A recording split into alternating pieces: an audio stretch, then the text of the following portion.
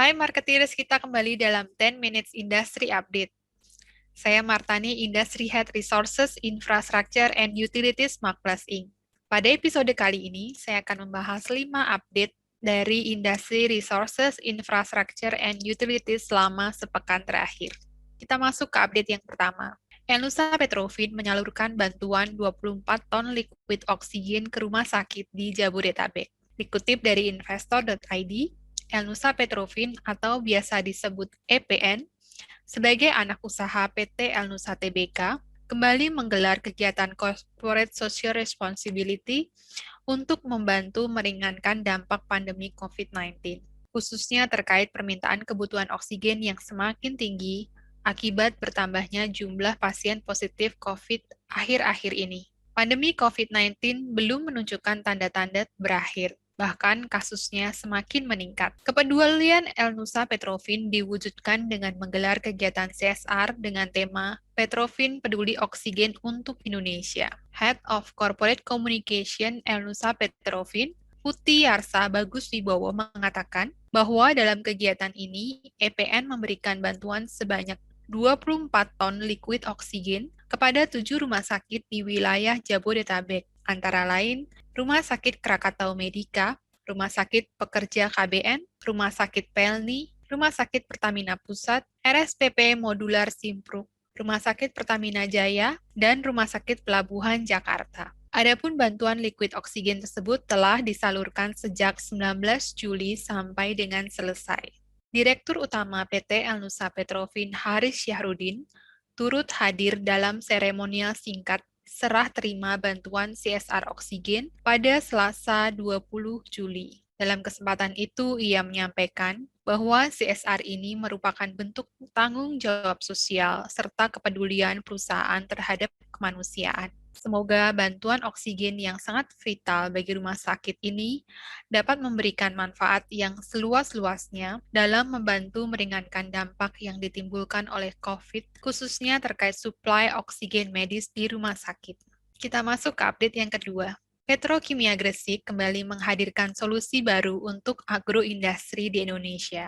Bertepatan dengan hari ulang tahun ke-49 Petrokimia Gresik resmi melaunching 3 varian pupuk baru. Pupuk-pupuk tersebut yakni pupuk SP26, pupuk Nipos, dan pupuk majemuk Ponska Alam.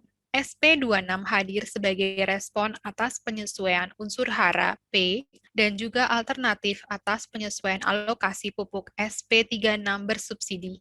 Petronipos diciptakan sebagai respon atas kebutuhan petani hortikultura yang menggunakan pupuk non-subsidi khususnya NPS. Petronipos mengandung unsur hara N minimal 20%, P minimal 20%, dan S minimal 13%, yang lebih tinggi dibanding pupuk majemuk pada umumnya.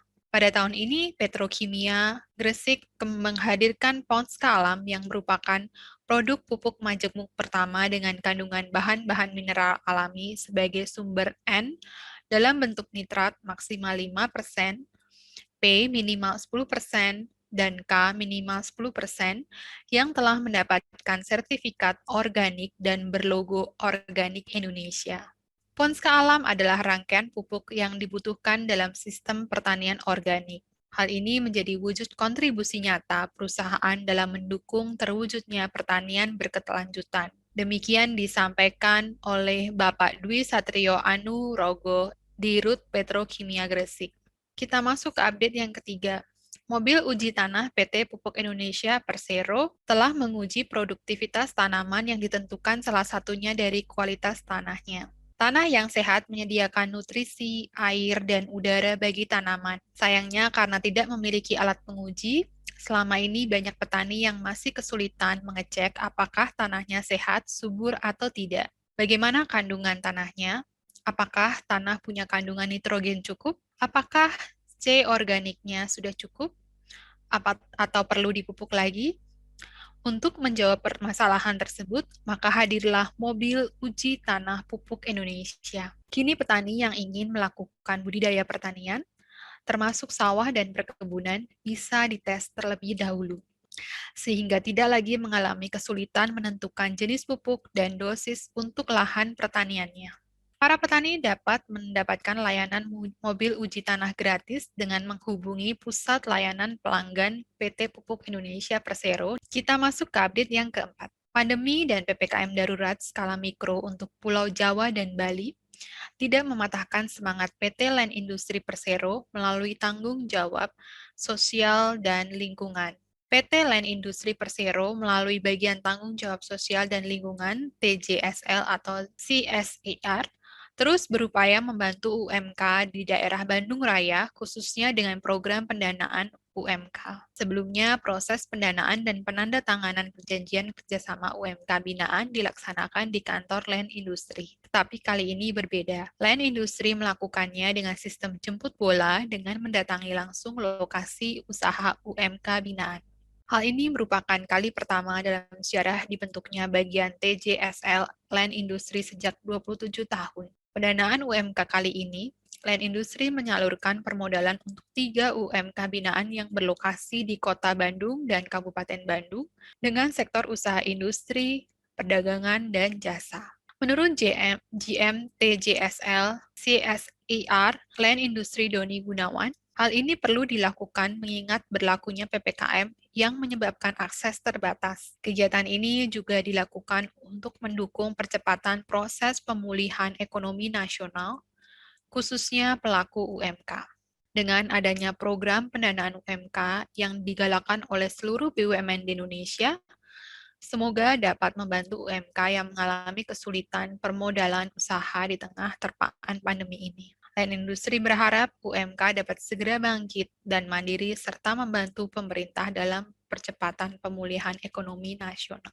Kita masuk ke update yang kelima. Inspirasi di balik pembuatan desain seri tropis. Apakah marketis sudah tahu bahwa pembuatan desain seri tropis berangkat dari masalah kebanyakan penghuni rumah yang kaget ketika membayar biaya listrik bulanan? Karena itu, Design Solution mengusung konsep menabung dengan hemat energi untuk desain seri tropis. Perkembangan inovasi desain juga berdampak pada arsitektur rumah. Pemanfaatan konsep open plan pada rumah dinilai sebagai jawaban atas penataan ruang yang maksimal. Konsep ini menggabungkan beberapa zona ruang pada rumah. Lalu adanya penggunaan skylight pada inner court membuat cahaya matahari dapat masuk ke dalam bangunan sehingga rumah tidak terasa lembab dan tidak membutuhkan cahaya lampu di siang hari. Sirkulasi udara dapat terjaga dengan baik dengan penggunaan jalusi. Bentuk atap seri tropis ini dibuat untuk solusi iklim tropis dengan mengaplikasikan konsep roof garden dengan kemiringan yang unik meski minim lahan. Dengan konsep ini bertujuan untuk memberikan napas pada bangunan, memaksimalkan sirkulasi udara, dan mereduksi panas bangunan rumah. Marketis, demikian 5 update dari Industry Resources Infrastructure and Utilities. Jangan lupa like, komen, dan subscribe kanal Marketis di YouTube. Saya Martani beserta segenap tim yang bertugas undur diri. Stay safe, stay healthy.